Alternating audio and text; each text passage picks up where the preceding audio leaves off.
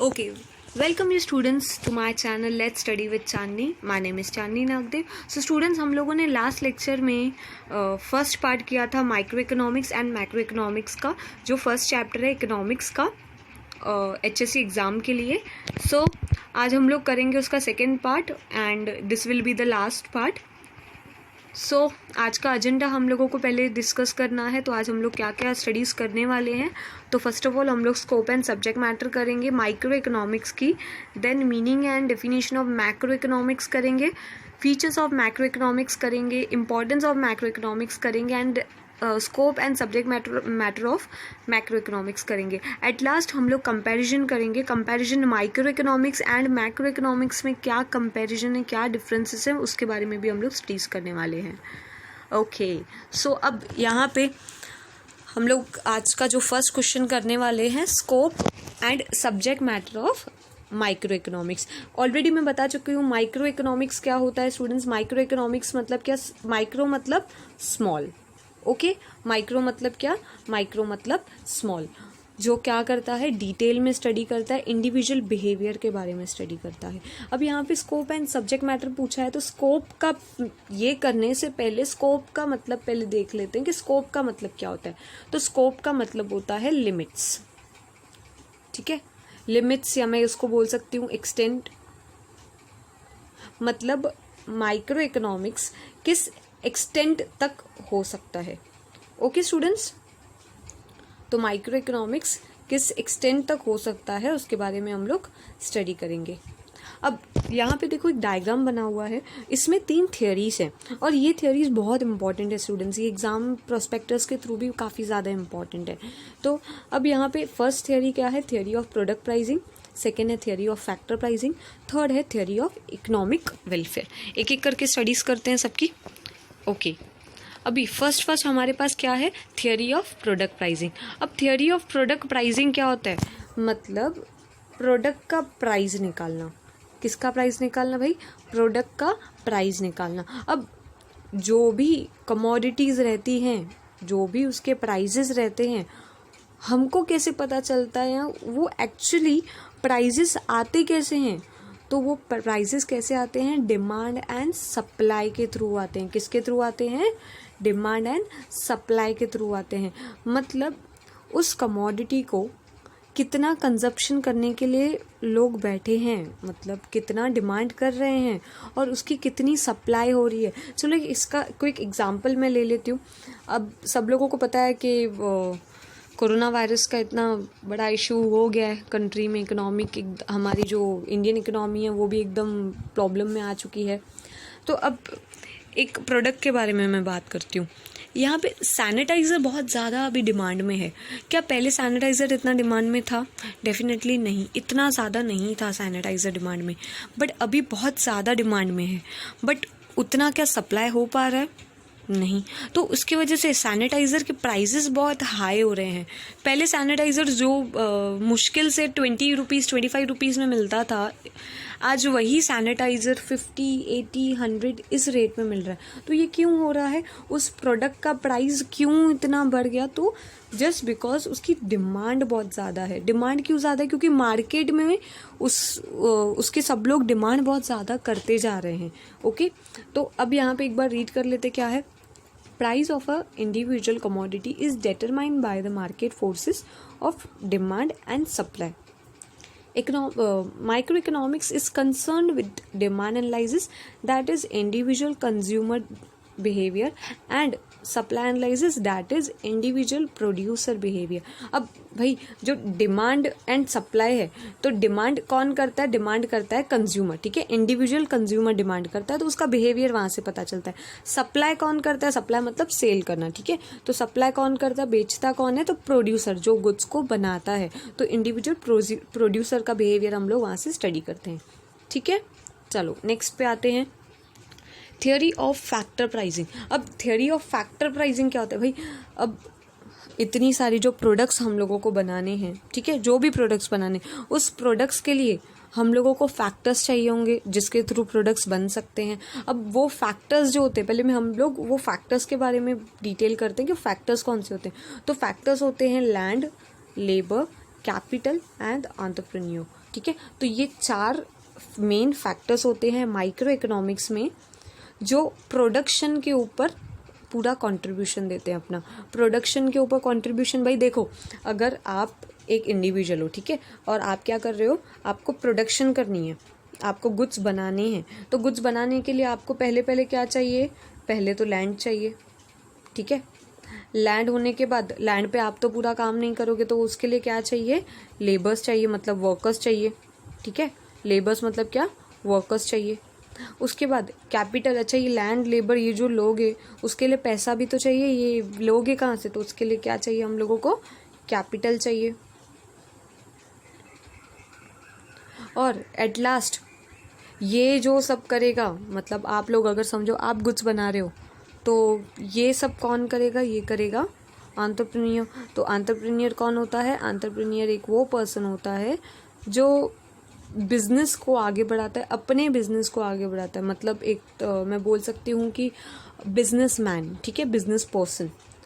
Okay, अब ये जो लैंड लेबर कैपिटल ये सब जो है ये तो फैक्टर्स हैं, बट इन फैक्टर्स ये ऐसे ही तो नहीं काम करेंगे, तो ये किसको ज़्यादा रिवॉर्ड, इनको क्या मिलता है, एक रिवॉर्ड मिलता है। ठीक है, ये जो हैं ये सारे लोगों को रिवॉर्ड मिलता है। किस वे में रिवॉर्ड मिलता है, अभी लैंड को मिलता है रेंट। ठीक है, लैंड को क्या मिलता है, लैंड को मिलता है रेंट। ठीक है, उसके बाद लेबर वर्कर्स को आप क्या देते हैं, वर्कर्स को देते हैं आप वेजेस। ठीक है, पगार। उसके बाद क्या आता है, कैपिटल अगर आप लोगे कहीं से तो ऐसे ही तो कोई आपको कैपिटल नहीं देगा, तो कैपिटल किस वे में मिलेगा, तो कैपिटल के साथ इंटरेस्ट भी देना पड़ता है, इंटरेस्ट मतलब ब्याज। ठीक है, एंड एट लास्ट प्रॉफिट। अब आप इतनी मगजमारी करोगे, इतना सब करोगे, तो आपके हक में भी कुछ तो बनता है, तो आपको क्या मिलेगा, एंटरप्रेन्योर को क्या मिलेगा, प्रॉफिट। ठीक है, मतलब बिजनेसमैन को क्या मिलेगा, प्रॉफिट मिलेगा। ओके स्टूडेंट्स, एक बार रीड कर लेते क्या है। In micro economics land labour capital and entrepreneur are the factors that contribute to the production process.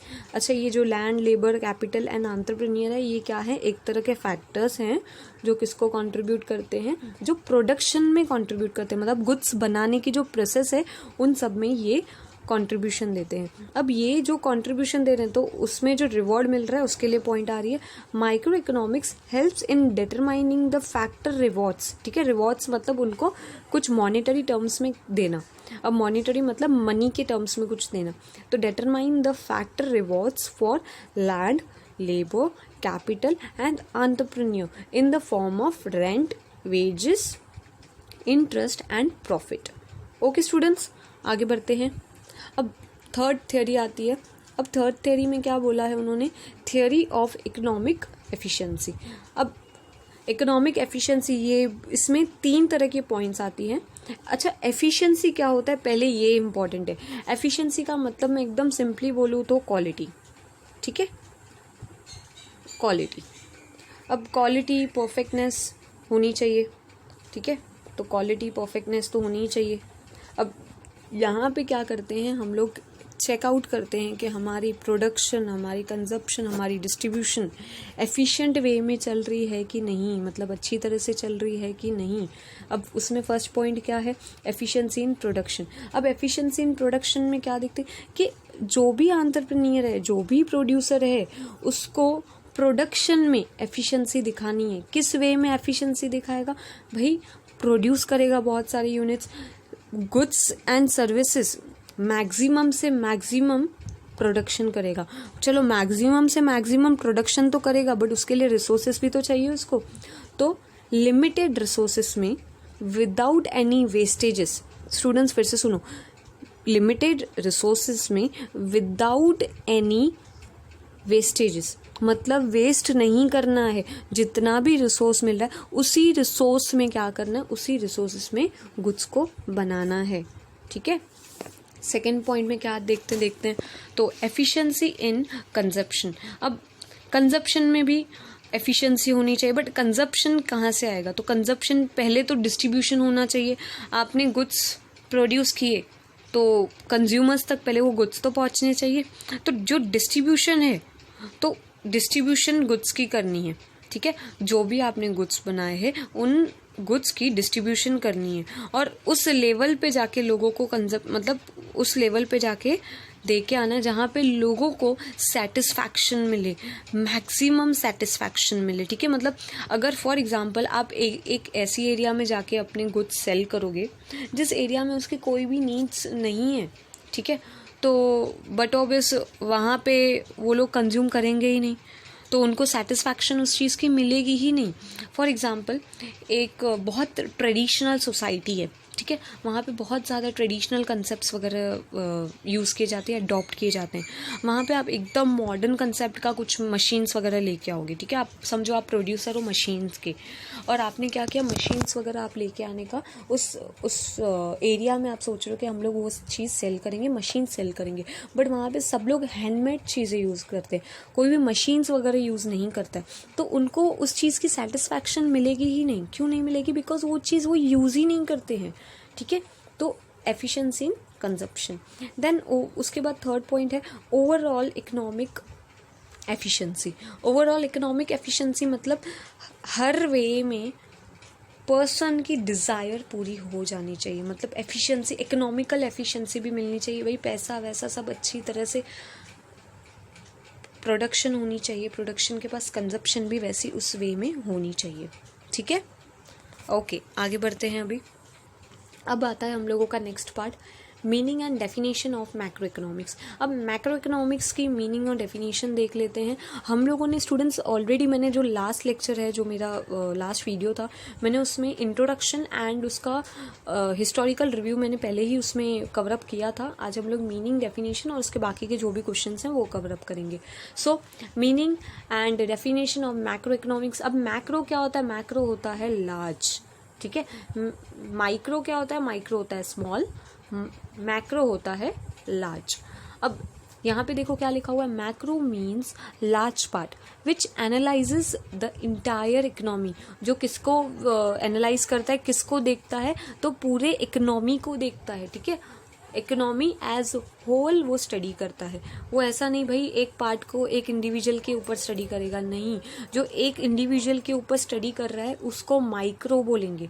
जो पूरे एज इन होल पूरे ग्रुप को स्टडी करता है उसको मैक्रो बोलते हैं, ठीक है। It deals with the total employment, national income, national output, total investment, total consumption, total saving, total general price level, interest rate, inflation, trade cycles, business fluctuation, it studies the aggregate। अच्छा, ये सारी चीज़ें जो मैंने बोली, ये सारी चीज़ों की क्या होती है?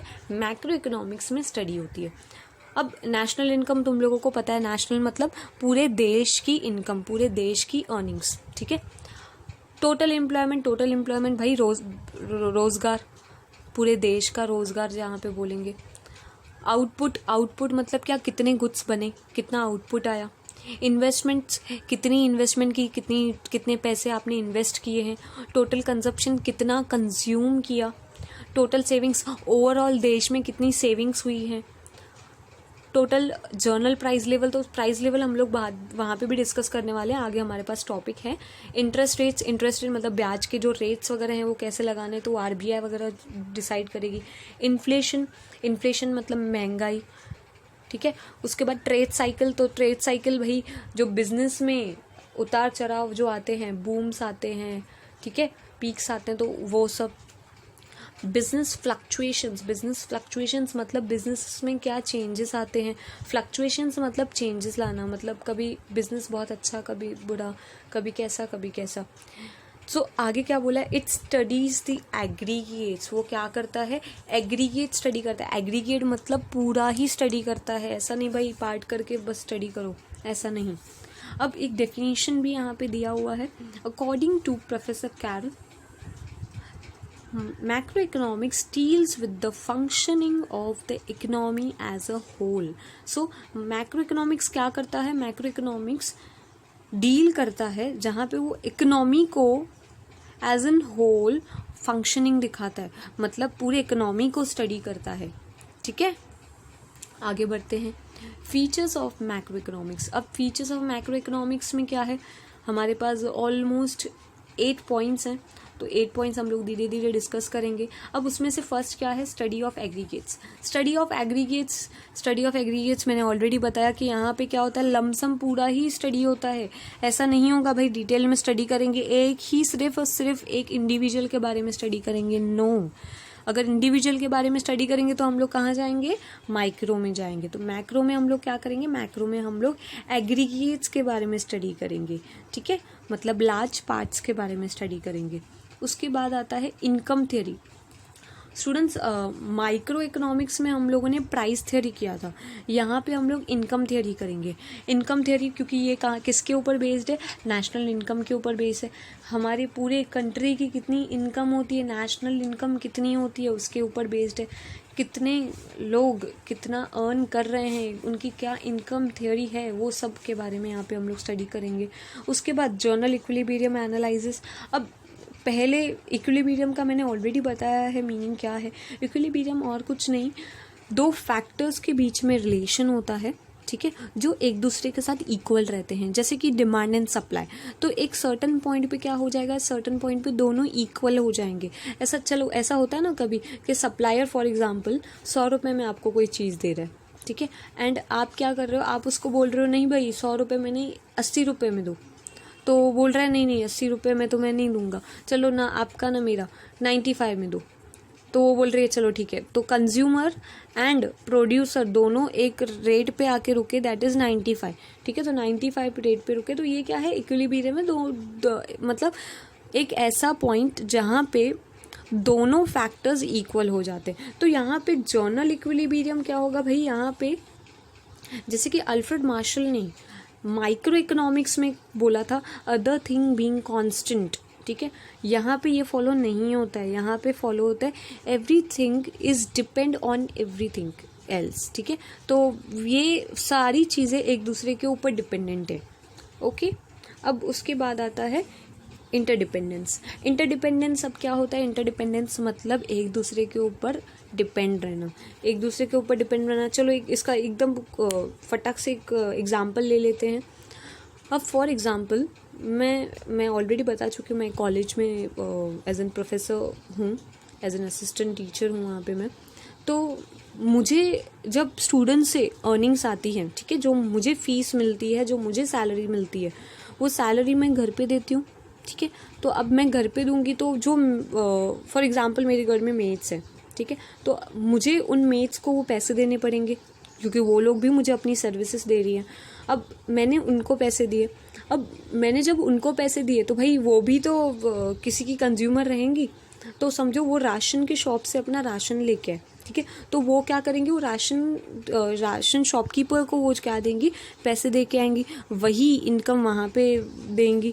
अब वो इनकम या वो पैसे जो उन्होंने वहाँ पे दिए, फिर वो राशन वाले की इनकम वहाँ से होगी, फिर राशन वाला क्या करेगा, वहाँ से अपने अपने बच्चे को क्या करेगा, for example college and school में उसके लिए इन्वेस्ट करेगा, उसकी फीस वगैरह पे करेगा। तो ये क्या है, ये एक तरह का साइकिल है जो सब एक दूसरे के ऊपर डिपेंडेंट है। अगर एक की अर्निंग बंद हो जाएगी तो ऑलमोस्ट सारे लोगों की ऐसे ही हो जाएगी अर्निंग। जैसे कि अभी आप लोगों को पता है लॉकडाउन की वजह से यही सब इश्यूज हो गए हैं, सारे लोग एक दूसरे के ऊपर डिपेंडेंट है और इसकी वजह से किसी की भी अर्निंग्स नहीं हो रही है। Okay, hope this point is clear. Then उसके बाद है लंपिंग मेथड। लंपिंग मेथड क्या होता है, अभी हम लोगों ने माइक्रो इकोनॉमिक्स में किया था स्लाइसिंग मेथड। स्लाइसिंग मेथड क्या भाई, पूरे एक फॉर एग्जांपल मैंने वहाँ पे एग्जांपल वाटरमेलन का लिया था, तो वाटरमेलन है, वाटरमेलन के पीसेस करके उस के बारे में स्टडी करना, डिटेल में स्टडी करना, उसके टेस्ट के बारे में स्टडी करना कि वो टेस्टी है कि नहीं है।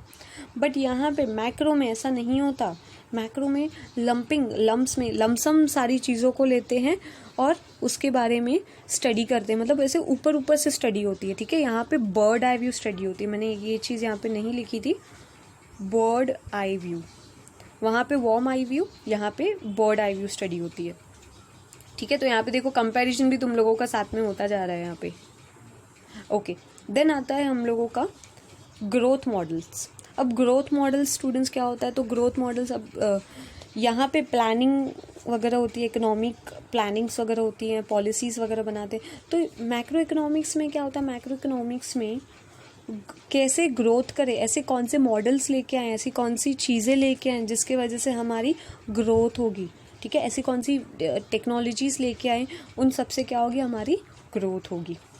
अब आगे आता है journal price level. Journal price level मतलब क्या, कि जर्नली पूरे कंट्री में उस प्रोडक्ट का या उस चीज़ का कितना प्राइस है, ठीक है, तो जर्नल प्राइस लेवल, ठीक है, कि जर्नली उस प्रोडक्ट का या प्राइजेस क्या है, मतलब प्राइजेस फॉर एन कमोडिटी क्या रहेंगी, ठीक है।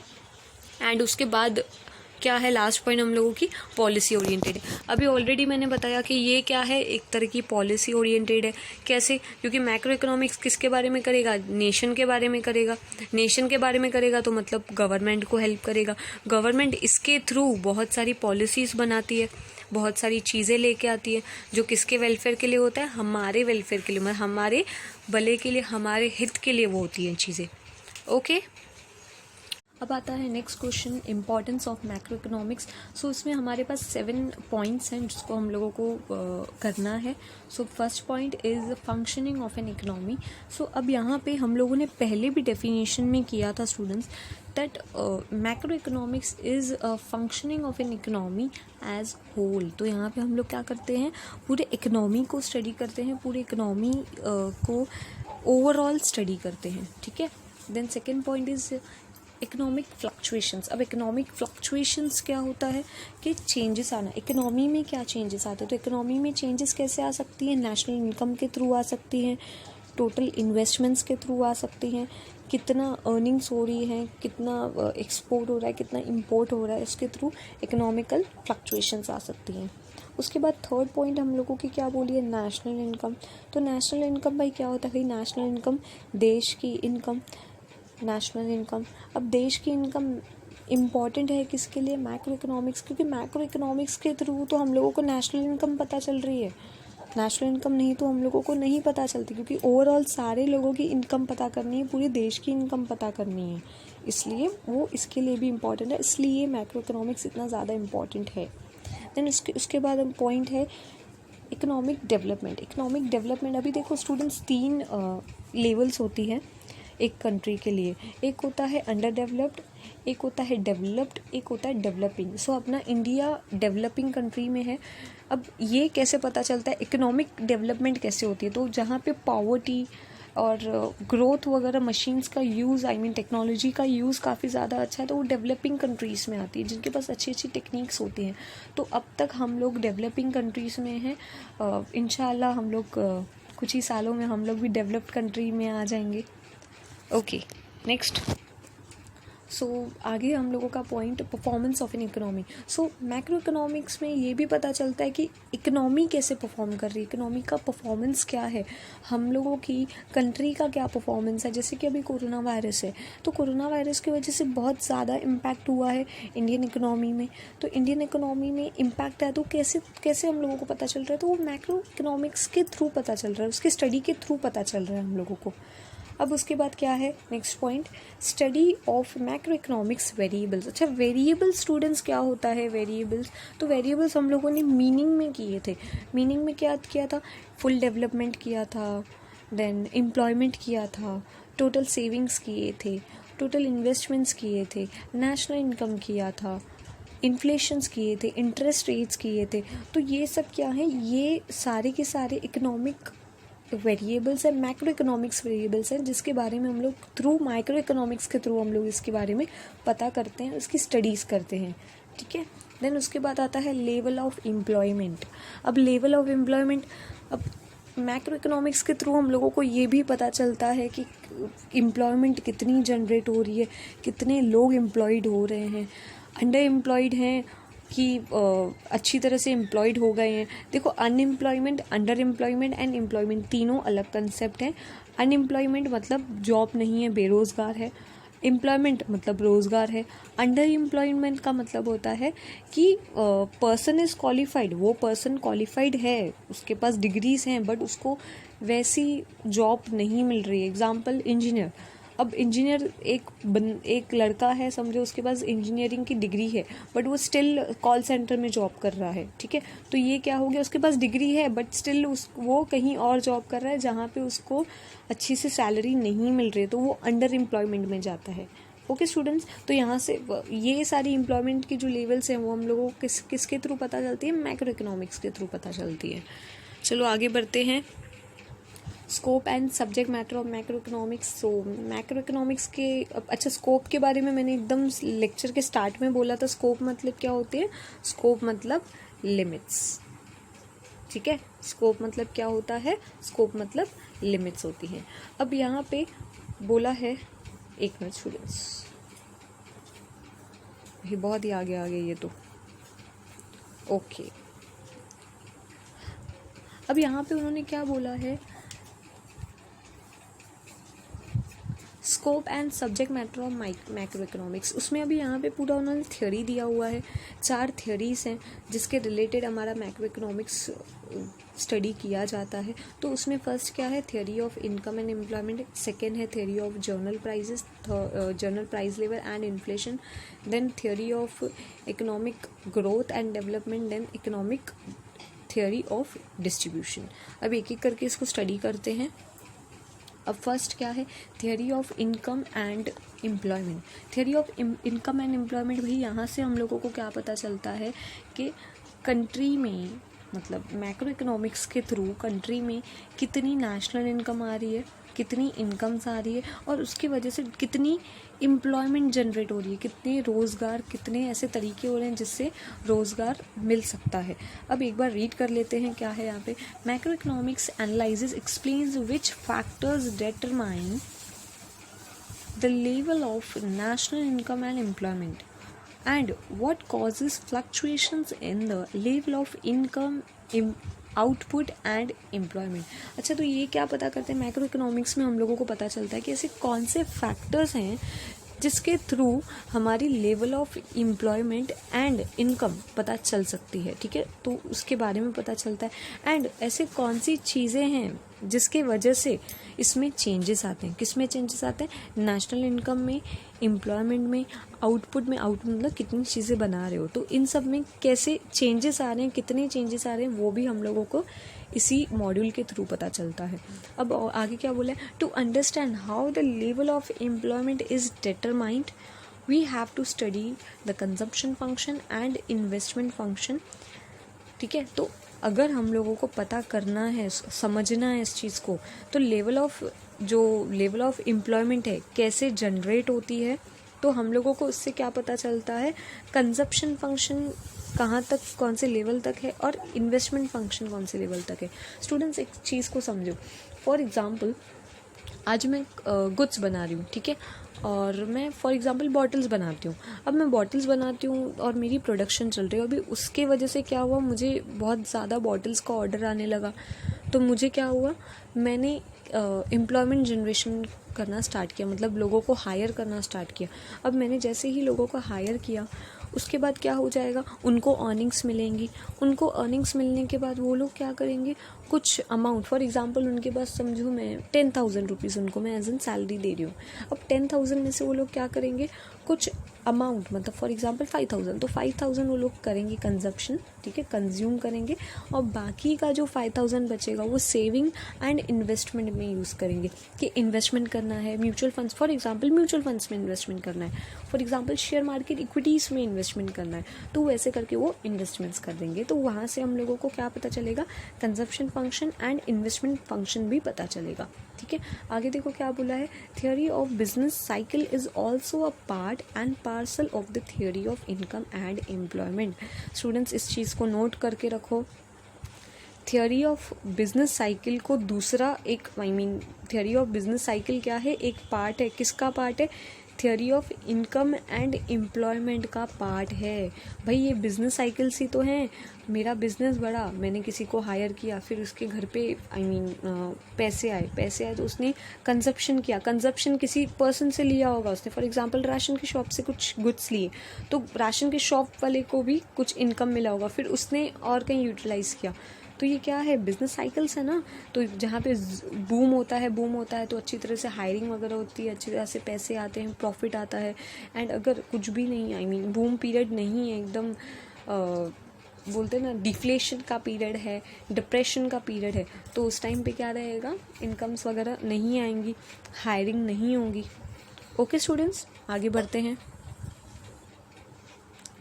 अब क्या है, theory of general price level and inflation. Inflation का स्टूडेंट्स पहले ही मतलब बताया था, इन्फ्लेशन का मतलब होता है महंगाई। अब यहाँ पे देखो क्या पढ़ते हैं हम लोग, macro economics analysis shows how the general price level is determined. अब मैक्रो इकोनॉमिक्स के थ्रू क्या पता चलता है, जनरल प्राइस लेवल क्या है, कैसा है, वो पता चलता है। एंड कौन से ऐसे फैक्टर्स हैं, कौन सी ऐसी चीज़ें हैं जिसके वजह से इस प्राइस लेवल में फ्लक्चुएशंस आ रही हैं, चेंजेस आ रही हैं, ठीक है। तो ऐसी कौन से प्रोडक्ट्स हैं, पहले तो प्रोडक्ट्स कैसे आएंगे, आई मीन प्रोडक्ट्स का प्राइजेस कैसे होगा, उस प्रोडक्ट के प्राइजेस के बाद ऐसी कौन सी चीज़ें हैं जिसके वजह से क्या होता है, उस प्रोडक्ट का प्राइस का फ्लक्चुएशंस होते हैं, मतलब चेंजेस आते हैं। अब आगे क्या बोला है, the study of general price level is significant on account of the problem created by inflation and deflation. अब ये जो है जनरल प्राइस लेवल जो है, ये जनरल प्राइस लेवल जो है, इसके थ्रू हम लोगों को क्या पता चलता है, ये एक इम्पॉर्टेंट रोल भी प्ले करता है। किसके थ्रू प्ले करता है, जहाँ से हम लोगों को जो प्रॉब्लम्स होती हैं, कौन सी प्रॉब्लम्स होती है भाई, जो प्रॉब्लम्स इन्फ्लेशन और डिफ्लेशन की वजह से आती हैं, तो उसके बारे में भी हम लोगों को जनरल प्राइस लेवल के स्टडीज़ की वजह से पता चलता है। भाई समझो ओनियन का प्राइस 150 रुपीज़ है, ठीक है, तो 150 रुपीज़ है, ये तो जनरल प्राइस लेवल पे आ गया। अब इसके वजह से हम लोगों को क्या पता चलेंगी, प्रॉब्लम्स पता चलेंगी। किसकी प्रॉब्लम्स पता चलेंगी, महंगाई और सस्ताई की प्रॉब्लम्स पता चलेंगी। भाई ओनियन 150 हो गया तो क्या हो गया, महंगे हो गई, तो महंगाई आ गई। फिर उसके बारे में क्या होगा, उसके बारे में डिटेल स्टडी होगी कि क्यों महंगे हुए, क्या रीजंस है महंगे होने की। ओके, अब आगे बढ़ते हैं। Third theory of growth and development. Theory of growth and development भाई, सो यहाँ पे क्या होता है, मैक्रो इकोनॉमिक्स ये भी देखता है कि इकोनॉमिकल ग्रोथ और डेवलपमेंट कैसे हो रही है, ऐसे कौन से फैक्टर्स हैं जिसके वजह से अंडर एम्प्लॉयमेंट जैसी चीज़ें हो रही हैं, पॉवर्टी जैसे मतलब गरीबी जैसी चीज़ें हो रही हैं। और उसके साथ ही साथ वो क्या ट्राई करता है, मैक्रो इकोनॉमिक्स में हम लोग ये भी ट्राई करते हैं कि हम लोग अच्छी से अच्छी न्यू से न्यू स्ट्रैटेजीज़ बताएं जिससे हमारी ग्रोथ और हमारी डेवलपमेंट हो। ओके, चलो फोर्थ पॉइंट पे आते हैं, macro theory of distribution. Macro theory of distribution भाई, अब रेंट, वेजेस, इंटरेस्ट, प्रॉफिट हम लोगों ने माइक्रो में भी किया था, ठीक है। तो अब rent, wages, interest and profit जो है, ये जो भी रिवॉर्ड्स आते हैं, फैक्टर प्राइजिंग के रिवॉर्ड्स जो हम लोगों को आते हैं, वो कहाँ पे कंट्रीब्यूट करते हैं, वो डायरेक्टली नेशनल इनकम में कंट्रीब्यूट करते हैं। जैसे कि रेंट आया तो रेंट भी किसी की इनकम रहेगी। फॉर एग्जांपल मैंने आपको रेंट पे अपना शॉप दे दिया है, अब आप मुझे एवरी मंथ रेंट दोगे तो वो मेरे लिए क्या रहेगी, वो मेरे लिए इनकम रहेगी। तो वो मैं इनकम जो मेरी है वो कहाँ पे जाके नोटिफाइड होगी, नेशनल इनकम में जाके वो नोटिफाइड होगी, वहाँ पे ऐड हो जाएगी। वैसे ही वेजेस, इंटरेस्ट और प्रॉफिट भी वैसे ही होगा, ठीक है। चलो आगे बढ़ते हैं। मतलब इन शॉर्ट यहाँ पे क्या रहेगा, यहाँ पे शेयर्स, ये मतलब rent, wages, interest and profit अपना शेयर नेशनल इनकम में भी देंगे। अब उसके बाद हम लोग स्टडी करते हैं लास्ट क्वेश्चन, अब comparison between micro and macro economics. Micro and macro economics के कंपैरिजन करेंगे हम लोग। सो पहले क्या करेंगे, मीनिंग करेंगे। सो मीनिंग क्या है भाई, माइक्रो मतलब स्मॉल, मैक्रो मतलब लार्ज। माइक्रो किसके रिलेटेड स्टडी करता है, तो माइक्रो स्टडी करता है इंडिविजुअल यूनिट्स के रिलेटेड स्टडी। तो मैक्रो किसके रिलेटेड करता है, तो मैक्रो स्टडी करता है एग्रीगेट्स में। ओके स्टूडेंट्स, नेक्स्ट क्या आता है हम लोगों का, टूल्स। सो अभी माइक्रो इकोनॉमिक्स में कौन से टूल यूज़ होते हैं, जैसे कि individual demand and individual supply. And macro economics में क्या यूज़ होता है, aggregate demand and aggregate supply. Then उसके बाद आता है स्कोप। सो स्कोप में माइक्रो इकोनॉमिक्स में हम लोग क्या करते हैं, प्रोडक्शन करते हैं, देन डिस्ट्रीब्यूशन करते हैं, एंड मैक्रो इकोनॉमिक्स में हम लोग क्या करते हैं, जनरल प्राइस लेवल करते हैं, income and employment levels check करते हैं। एंड उसके बाद क्या आता है हम लोगों का मेथड। तो माइक्रो इकोनॉमिक्स में स्लाइसिंग मेथड यूज़ होता है, मैक्रो इकोनॉमिक्स में लंपिंग मेथड यूज़ होता है। देन व्यू, तो माइक्रो इकोनॉमिक्स में यूज़ होता है worm eye view and macro economics में यूज़ होता है बर्ड आई व्यू। देन उसके बाद इम्पॉर्टेंस तो दोनों के तुम लोगों को स्टेटेड हैं, तो आप लोग वहाँ से रेफरेंस लेके ले सकते हो। जैसे कि माइक्रो में प्राइस डिटर्मिनेशन आ सकता है, मैक्रो में एंड माइक्रो में डिसीजन मेकिंग्स वगैरह हैं, एंड मैक्रो का तो अभी जस्ट हम लोगों ने किया। देन उसके बाद थियोरी, सो माइक्रो में प्राइस थियोरी यूज़ होता है एंड मैक्रो में income and employment theory use होता है। उसके बाद एग्जाम्पल्स हैं, तो एग्जाम्पल्स माइक्रो में कौन सी यूज़ होगा, इंडिविजुअल इनकम यूज़ होगा, इंडिविजुअल डिमांड यूज़ होगा, इंडिविजुअल आउटपुट होगा। एंड मैक्रो में क्या होगा, एग्रीगेट डिमांड होगा, नेशनल इनकम होगा, ओवरऑल आउटपुट होगा। ठीक है, सो इसी के साथ हम लोग आज की एंड करते हैं। So please do not forget to subscribe to my channel, do like, comment, share and also don't forget to subscribe and also click to the bell button for the new updated videos. So students, yes, एक और मुझे चीज़ बोलनी थी। बहुत सारे students ने comment किया था, यूट्यूब पे भी कमेंट किया था एंड मुझे पर्सनली भी कमेंट किया था कि they want for BK also. So मेरा जो नेक्स्ट टॉपिक रहेगा, आई मीन नेक्स्ट सब्जेक्ट रहेगा, वो बीके रहेगा। तो हम लोग नेक्स्ट बीके स्टार्ट करने वाले हैं। ओके, सो ऐसे ही मस्त रहिए और bye bye, have a nice day, good bye.